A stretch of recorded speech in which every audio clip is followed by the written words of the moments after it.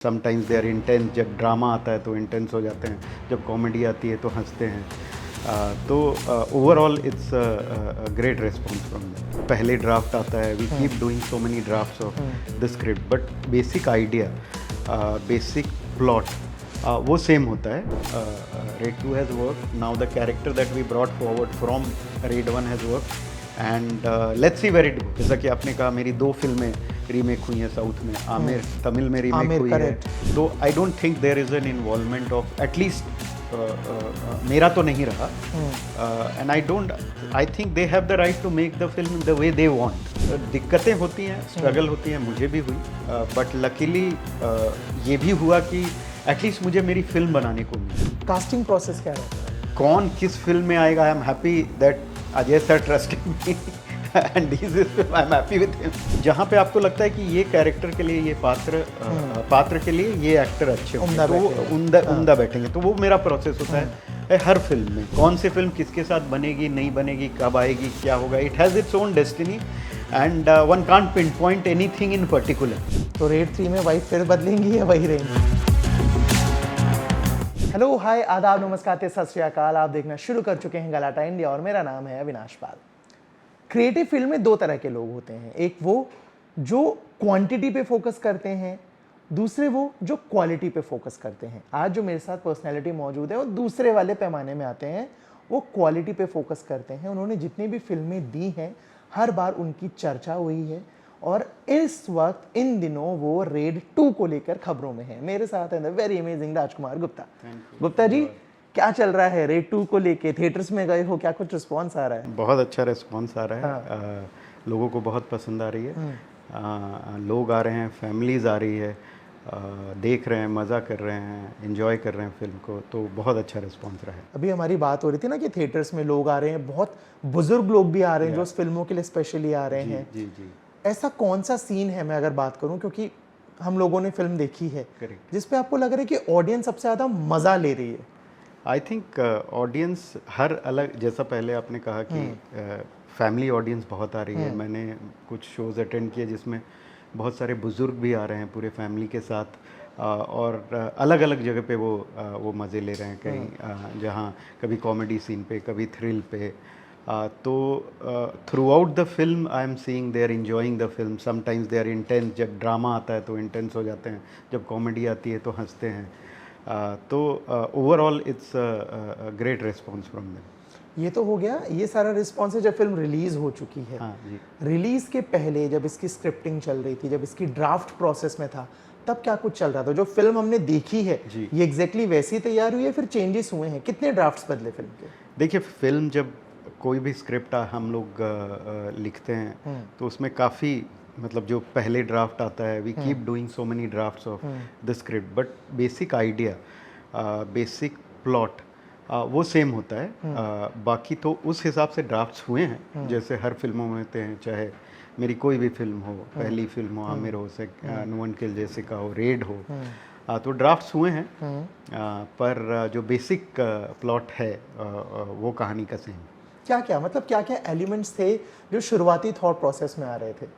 देखिए, मैं शुरुआती थॉट प्रोसेस में, ऑफ कोर्स, क्योंकि ये रेड की सीक्वल थी, लेकिन ये भी ज़रूरी था एक नई कहानी कही जाए। करेक्ट। ये भी ज़रूरी थी कि इस कहानी को हम एक अलग एंगल से देखें, इन कैरेक्टर्स को हम अलग एंगल से देखें, हम ऑडियंस को एक डिफरेंट एक्सपीरियंस दें।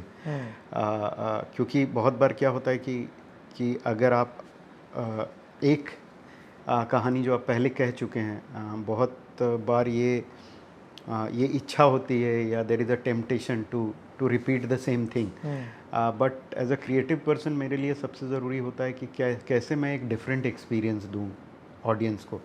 And I am thankful to Ajay sir and to my producers that they trusted the vision in Raid 1 and in Raid 2, and we are happy that the audience is appreciating it. जो भी film बनाते हो, बताओ director film की casting में कितना involvement या interference होता है? मतलब फिल्म का कास्ट फाइनली कौन करता है तय कि मेरे को ये इस कैरेक्टर के लिए ये चाहिए, ये नहीं चाहिए, ये चेंज होगा, ये नहीं होगा? फाइनल डिसीजन मेकर कौन होता है? फाइनल डिसीजन मेकर तो डायरेक्टर ही होते हैं, बट ये बात ज़रूर है दैट एक फ़िल्म की जो कास्ट होती है वो बहुत बड़ी होती है। करेक्ट। तो उसके लिए हमें एक प्रोसेस से गुजरना पड़ता है ऑफ कोर्स। अगर रेड की बात करें, अगर इन जनरल बात करें तो एक पूरा प्रोसेस होता है जिसमें कास्टिंग डायरेक्टर्स भी आते हैं और वो एक्ट ऑडिशन करते हैं अलग अलग कैरेक्टर्स के लिए, and then we see the audition on the merit of that we go and cast people for character actors. जहाँ तक रेड की बात करें तो रेड में बहुत सारे ऐसे पात्र हैं जो बहुत सारे कैरेक्टर एक्टर्स हैं जो ऑडिशंस के थ्रू आए हैं। जैसे लल्लन हो गए या बाकी बहुत सारे जो कैरेक्टर्स हैं वो रेड में प्रमुख पात्र जो प्रोटैगनिस्ट है वो अजय सर हैं जो पहले से हैं, और बाकी एंटागनिस्ट जब होते हैं चाहे पहले में जो सौरभ शुक्ला थे और इसमें रितेश थे।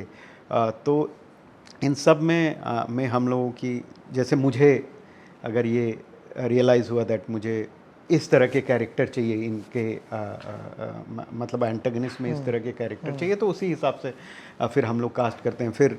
फिर we bounce off to people and then see where it goes. ये तो हो गया कास्टिंग प्रोसेस।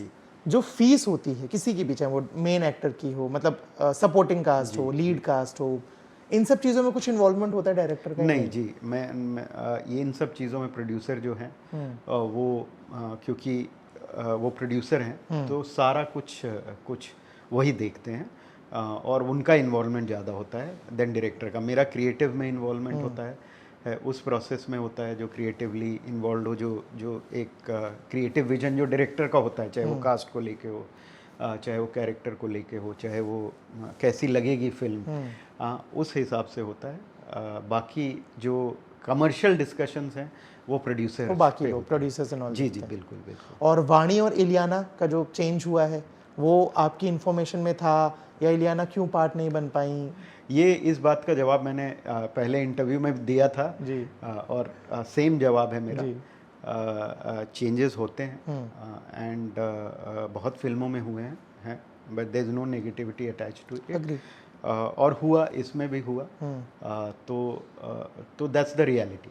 तो रेड 3 में वाइफ फिर बदलेंगी या वही रहेंगी? अभी तो रेड 2 पहले ये चल जाए, ये अच्छे से निकल जाए। आई एम हैप्पी कि ऑडियंस अप्रिशिएट कर रही है, करेक्ट है फिल्म को, and I am happy that as I said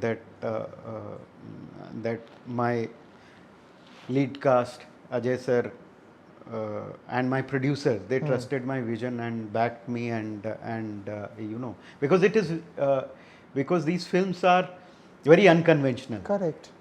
People need vision to back these kind of vision also. So I'm happy that Ajay sir and my producers, you know, backed me, and I thank them, and I also thank other technicians, you know, like correct. film एक collective work होता है, पूरी एक team होती है। तो जो film का सक्सेस होता है वो पूरी टीम को बिलोंग करता है, starting from mister Ajay Devgan to Ritesh Deshmukh to Saurabh Shukla to all the cast member plus my producers, because you know, in today's time it is very important for producers to trust vision of people, because they put money, and I am happy about the fact that film is doing good, and it's you know, they will get their investment, they will make money, because that's how you know, in the industry people go forward. That's how my films are made, and I'm also happy about the fact that other films are also working, be it Jat, be it Kesari, now Raid has become a hit. So this also brings a lot of positivity to the industry, you know, and going forward, I hope that, you know, films keep working, so we all wish the same. We all get to make films, you know, so that was very important, and I'm glad that it came together and it has worked. Red 3 को लेकर जो theories चल रही हैं, कुछ हद तक पहुंचा कि अब सौरभ शुक्ला और रितेश एक टीम हो जाएंगे, यहाँ पे अजय देवगन और अमित सियाल कुछ मिलके करेंगे, क्या कुछ होने वाला, अमित सियाल का कैरेक्टर एक अलग यूनिवर्स बना दो, बहुत सारी चीजें चल रही हैं, आप तक क्या कुछ पहुंचा? देखिए ये सब मैं जैसा है कि अभी तो मैं रेड 2 पर फोकस हूँ। जैसा कि आपने कहा कि मैं अगर किसी एक फिल्म पे घुस जाता हूँ तो फिर हाँ। जब तक उस फिल्म को सिस्टम से ना निकल जाए तो मैं दूसरी फिल्म के लिए सोचता नहीं हूँ। बहुत सारी बातें हैं होती हैं कि जैसा मैंने पहले कहा कि पहले तो सोचा भी नहीं था कि रेड के लिए रेड सीक्वल बनेगी सीक्वल बनेगा, या क्या correct. होगा। एटलीस्ट मैंने नहीं सोचा था as a director. I am happy that me and Ritesh Shah we created that world, raid का world and it came forward and इस तरीके से आगे आगे जो होगा देख टाइम समय क्या बताता है वो समय ही बताएगा। Correct. But I am happy about the fact that now Raid 2 has worked. Now the character that we brought forward from Raid 1 has worked, and let's see where it goes. आपने अभी बोला कि it's good that industries evolve, बढ़ रही है, काम हो रहा है, हिट फिल्में हो रही हैं। कुछ समय पहले तक, इनफैक्ट अभी भी ये बहुत बार बोला जाता है कि हिंदी फिल्म इंडस्ट्री, बॉलीवुड जो है वो उतना क्लासी नहीं रह गया है, बहुत रीमेक कर रहा है, इधर उधर से फिल्में उठा रहा है, आम भाषा में चोरी हो रही है बहुत ज़्यादा। बट आपकी ही फिल्म रेड साउथ में बन रही है, रवि तेजा बना रहे हैं उसको, मिस्टर बच्चन एंड ऑल, वो मतलब एक तरफ जहाँ साउथ फिल्मों को हमारे उठाने का जो आरोप लगता रहता है, वहीं वाइसा वर्सा भी है। How do you see this fission? और जब कोई फिल्म का रीमेक होता है उसमें, क्योंकि आप ओरिजिनल आप रहे हो, आपका कुछ इनपुट रहता है, परमिशंस रहती हैं, क्या कुछ वो प्रोसेस पूरा कैसे काम करता है? देखिए, जो पहले हो सकता है वो होते थे डेट प्लॉट लेके लोग फिल्में बनाते थे, बट अभी ऑफिशियल रीमेक्स होती हैं जहाँ तक मेरी नॉलेज है। और उसमें कोई गलत बात नहीं है कि कोई अगर फिल्म किसी को पसंद आ रही है और वो उसको रीमेक करना चाहते हैं। जैसा कि आपने कहा, मेरी 2 फिल्में रीमेक हुई हैं साउथ में। आमिर तमिल में रीमेक हुई है, और रेड लास्ट ईयर रीमेक हुई थी, मिस्टर बच्चन बनी थी। पर ये उन पे है कि वो किस तरीके से करना चाहते हैं। उनको अगर कोई सब्जेक्ट अच्छी लगी, कोई फिल्म अच्छी लगी, वाइसे वर्सा अगर हमें कोई अच्छी फिल्म लगती है और वो रीमेक करना चाहते हैं, तो मुझे ये नहीं लगता कोई गलत है उसमें। जहाँ तक इन्वॉल्वमेंट की बात होती है, आपने एक बार बना दी फिल्म तो वो, और उन्होंने अगर ऑफिशियल रीमेक राइट्स खरीद लिए, तो I don't think there is an involvement of, at least मेरा तो नहीं रहा। And I think they have the right to make the film the way they want, because they have seen some merit in the film, and of course they will, it's their personal choice to कि वो जिस तरह की film है वैसी ही बनाएं या उसमें चेंजेस करके बनाएं। मैं फिल्मोग्राफी पे आना चाहूँगा आपकी, और आमिर से बेहतर क्या शुरुआत हो सकती है, बट आमिर तक पहुंचने का सफ़र कैसा रहा? आमिर के बाद जो चीज़ें बदली वो डेफिनेटली मैं पूछूंगा, बट आमिर तक कैसे पहुंचे? राजीव खंडेलवाल, कास्टिंग, फिल्म, कहानी, कितना हाँ हुआ कितना ना हुआ, वो बनाना आसान था? जैसे अब एक सक्सेस मिलने के बाद लोग बहुत जल्दी हाँ बोल देते हैं, बट उस वक्त वो चीज़ नहीं थी। कितनी ठोकरें खानी पड़ी, कितना ना हुआ? देखिए, ठोकरें तो हर किसी को खानी पड़ती हैं। पहली फिल्म, अगर आपको पता ही होगा कि जब आप पहली फिल्म बनाने जाते हो तो किसी को भी विश्वास नहीं होता आप पे। यहाँ तक कि आप असिस्टेंट हायर करने जाते हो तो असिस्टेंट सोचता है कि मैं इसको क्यों असिस्ट करूँ, क्योंकि ये तो कोई भी नहीं है। I rather assist an established person. From his point of view he is right. Correct. तो दिक्कतें होती हैं, स्ट्रगल होती हैं, मुझे भी हुई, बट लकीली ये भी हुआ कि एटलीस्ट मुझे मेरी फिल्म बनाने को मिली, एटलीस्ट मुझे आमिर बनाने को मिली, मुझे मेरे विजन को पर्दे तक लाने का मौका मिला। स्ट्रगल रही, अलग अलग प्रोड्यूसर्स के पास जाना पड़ा, नॉन प्रोड्यूसर्स के पास भी जाना पड़ा जिनको शौक होता है कि मैं फिल्म बनाना चाहता हूँ। तो वो सब स्ट्रगल रहा, बट ये मैं खुश हूँ कि उसके बाद जो एटलीस्ट मुझे फिल्म बनाने का मौका मिला, और मेरे विजन को पर्दे तक लाने का मौका मिला, और उसके बाद तो आपको पता है it really really worked for me. उस फिल्म के लिए पहली चॉइस राजीव ही थे या और भी लोगों को अप्रोच किया था? देखिए, और भी लोगों को कंसिडर कर रहे थे। इनफैक्ट उस फिल्म की जो ये है कि मैंने राजीव को अप्रोच नहीं किया, राजीव ने मुझे अप्रोच किया। और वो इस तरीके से कि इंटरेस्टिंग है, वो इस तरीके से कि राजीव के एक कॉमन दोस्त हैं जिन्होंने मेरी स्क्रिप्ट पढ़ी थी, तो उनको ऐसा लगा कि इसमें, because I was looking for cast, इसमें Rajiv can become a should look at it. तो उन्होंने जब पढ़ा, he loved it, and then हमारी मीटिंग हुई उनकी तरफ से, and he said that I want to do the film, and at that point I thought it will be good to come together for the film. And make it. मैं अगर आपकी फिल्मों की कास्टिंग की भी बात करूं, अगर सीक्वल हटा दें यानी रेड और रेड 2 हटा दें जिसमें अजय देवगन है, उसके अलावा रितेश देशमुख और Vidya Balan are the only 2 actors जो आपकी फिल्मों में रिपीट हुए हैं। जी वरना हर बार नया चेहरा, जी, नया एज इन अलग चेहरा आप उठाते हो, उनके साथ काम करते हो। कास्टिंग प्रोसेस क्या रहता है आपका? कास्टिंग प्रोसेस ऑफ कोर्स जो पहले तो मैं स्क्रिप्ट पे फोकस करता हूँ। मैं कोई भी फिल्मों में पहले कभी उन सब चीज़ों पे फोकस नहीं करता कि कौन आएगा कौन नहीं आएगा। पहले तो ये ज़रूरी होता है कि एक कहानी अच्छे से लिखी जाए, कैरेक्टर अच्छे से लिखी जाए, स्क्रिप्ट अच्छा हो, उसके बाद मैं कास्टिंग पे आता हूँ। और कास्टिंग प्रोसेस इस तरीके से होता है कि आप जो जो आपको लगता है कि इस पात्र में, इस कैरेक्टर में सूट करेंगे, उनको आप अप्रोच करते हो। और उसके बाद फिल्म ये भी होता है कि बहुत बार जो एक्टर को आप पहले अप्रोच करते हो किसी वजह से उनके साथ नहीं बात बन पाती, नहीं बात बन पाती, चाहे उनको बहुत सारे रीजंस बहुत होते हैं, रीजंस हाँ, होते हैं, चाहे उनके वो स्क्रिप्ट पसंद ना आए या उनके कोई पास और डेट्स में नहीं हो, हो, बिल्कुल बिल्कुल हो, तो देन आप अपना नंबर 2 जाते हो, देन आप अपने नंबर 3 जाते हो। तो बट यू गो वेयर जहाँ पे आपको लगता है कि ये कैरेक्टर के लिए, ये पात्र के लिए ये एक्टर अच्छे होंगे, तो वो उम्दा बैठेंगे। तो वो मेरा प्रोसेस होता है हर फिल्म में।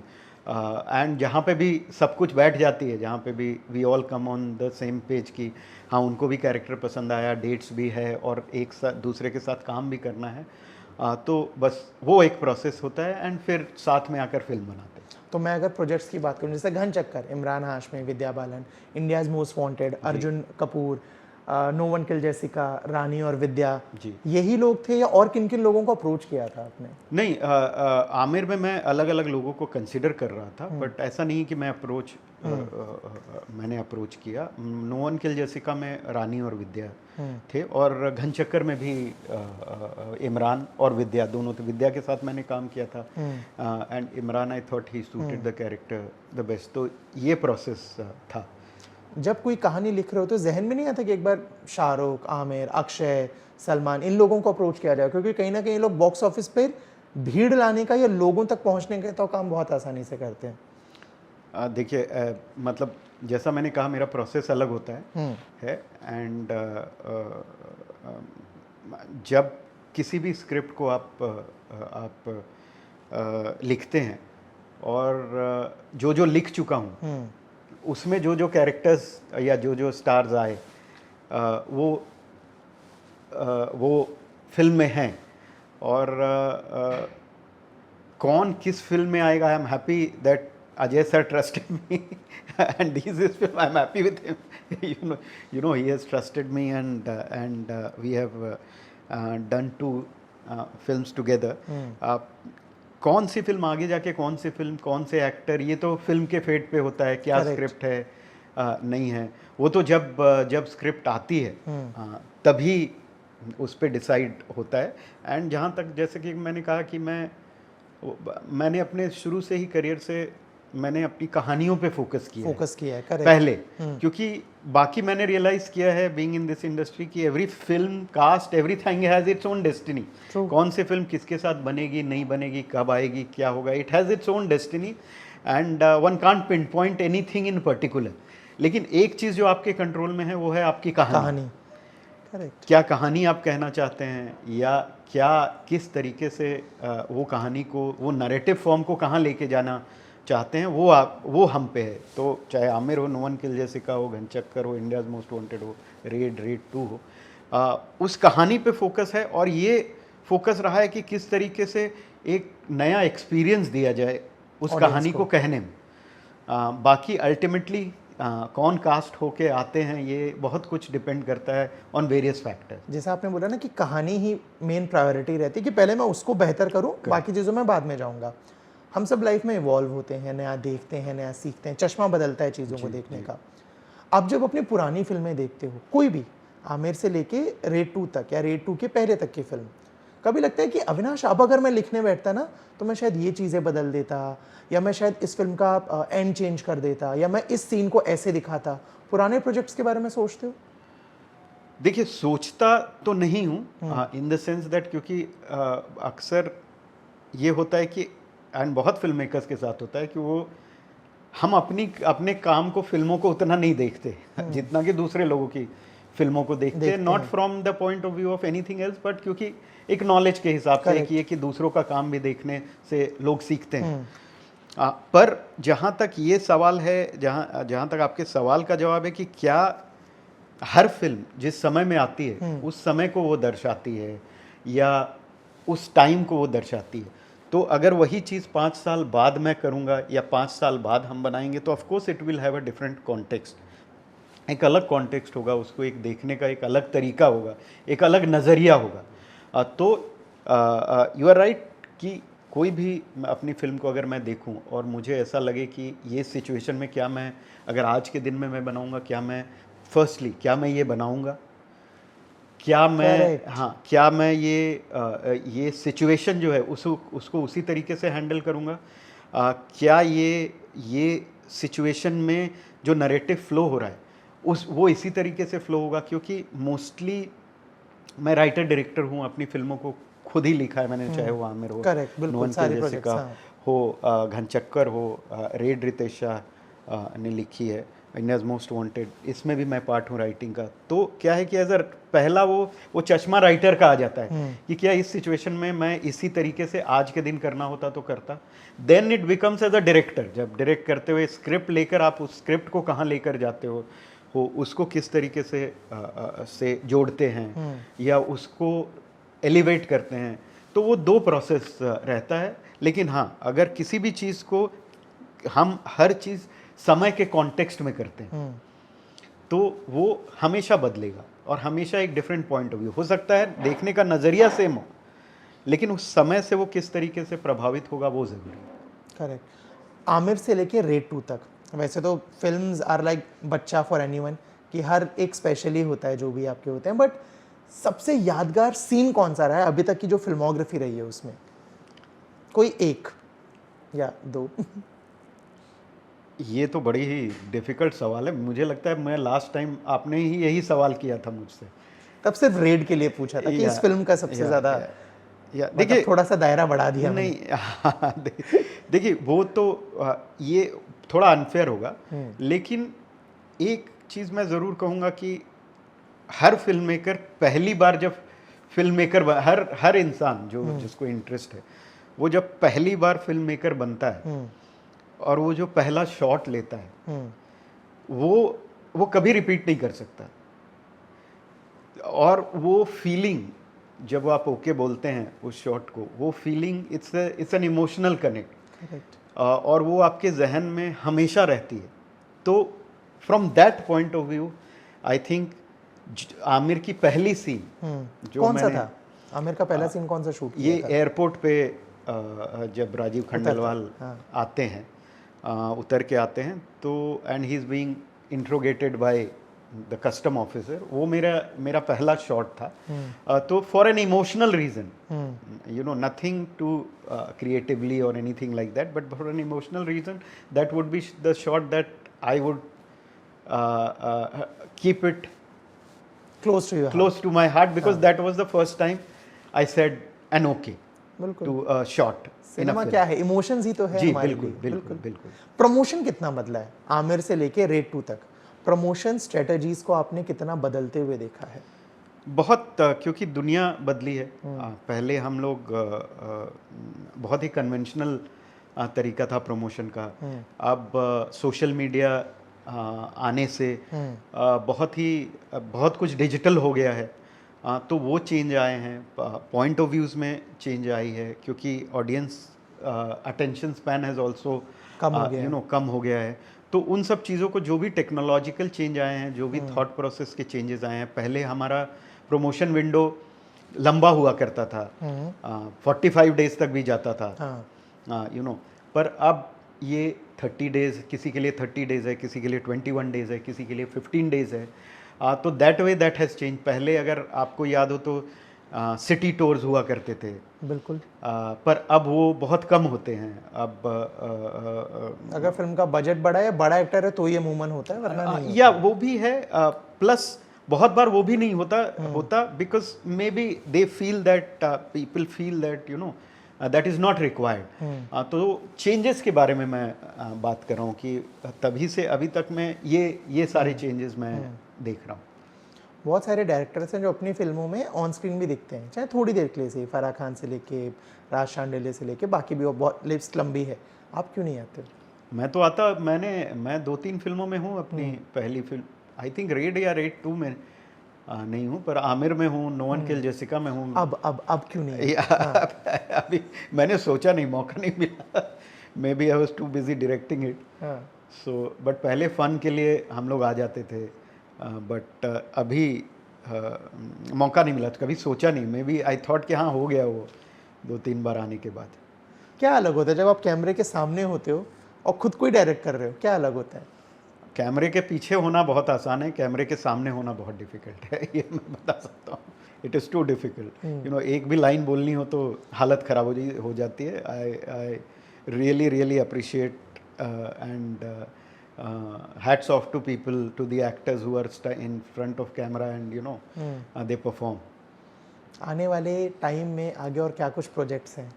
कुछ प्लानिंग है या अभी सिर्फ रेड 2 पे ही आप नहीं एकदम जी, बैठे हो? बिल्कुल अभी रेड 2 पे ही है। थॉट्स हैं, पर अभी मैंने कुछ डिसाइड नहीं किया है बस रेड 2 अब अच्छे से निकल गई है। अभी बस इसकी थोड़ी मेरे सिस्टम में है। अभी जब तक सिस्टम से निकलेगी उसके बाद डिसाइड करूँगा। मुझे बतौर फिल्म मेकर हमारी ऑडियंस को ऐसी 10 फिल्मों के नाम बता दो जो उन्हें देखनी चाहिए। मदर इंडिया, 2 बीघा ज़मीन, शोले, दीवार, मेरी फेवरेट फिल्म सत्या, ये हो गई 5। देन मैं फिल्म मेकर्स में वी शांताराम, गुरुदत्त, विजय आनंद, हॉलीवुड में Billy Wilder, Alfred Hitchcock, Frank Capra, इन सब की फिल्में देखें।